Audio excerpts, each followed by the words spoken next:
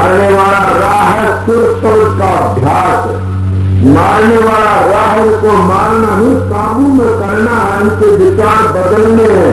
तो किस तरह उस अमर जड़ी से, उस अमर जड़ी तुम्हारे अंदर है, जब 9 द्वारों खाली करके अंदर में सुर जाएगी, जब तुमको पता लगेगा, बड़ी प्यारी सुरीली आवाज आती है, जमकारे उठती अंतर में, तो ध्वनि को सुर की मस्त हो जाएगी।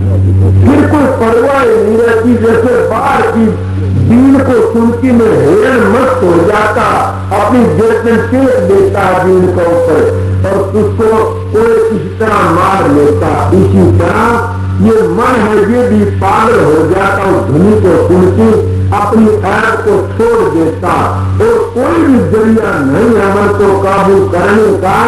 मन को काबू करे शब्द का जरिया है।